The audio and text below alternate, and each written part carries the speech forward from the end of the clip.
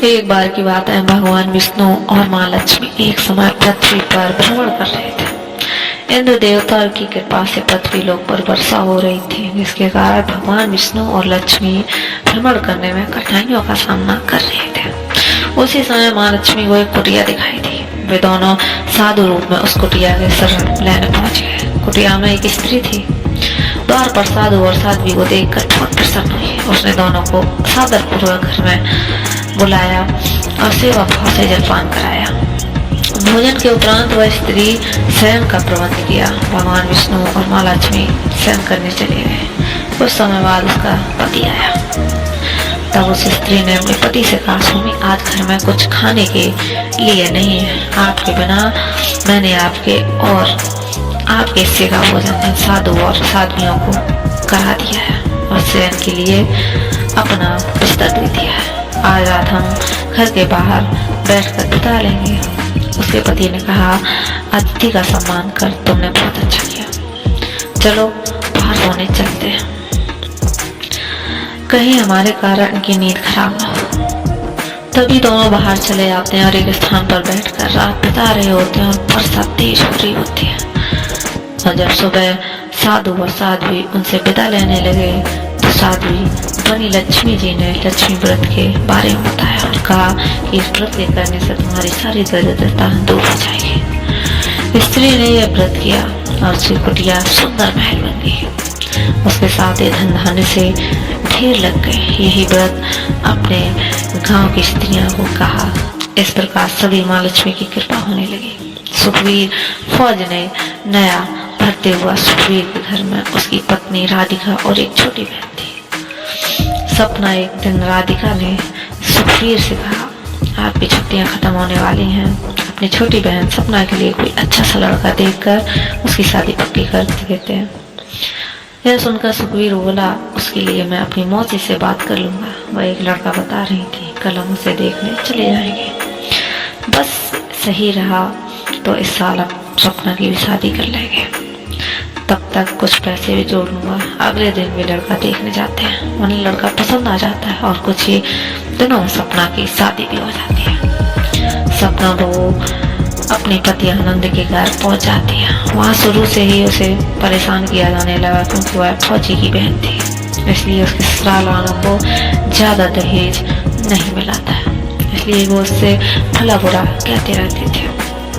एक दिन सुखवीर ऐसे उसके ससुराल जा पहुंचा तो ससुराल में उसने बहन से पूछा, बहन तो ठीक तो है ना, कुछ तो है, कोई परेशानी तो नहीं है। सपना बोली, भैया सब मजे में है, लेकिन आप मुझे भूल गए, बहुत दिनों बाद आए मिलने। तो सुखवीर ने कहा, ऐसी बात नहीं है बहन, शादी के बाद कुछ परेशानी चल रही थी, कर्ज भी तो लिया था तेरी शादी के लिए और फिर तेरे घर खाली हाथ कैसे आता, इसलिए दिन बाद आया।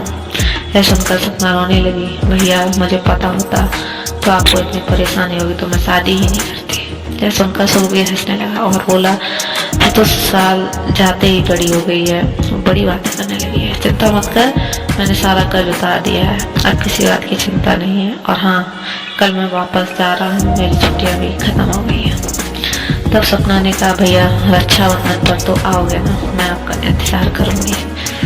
तब सुखवीर बोला, मैं कोशिश करूँगा, अगर नहीं आ पाया तो गुस्सा मत हो जाना, तो राखी भेज देना। यह कहकर सुखवीर चला गया।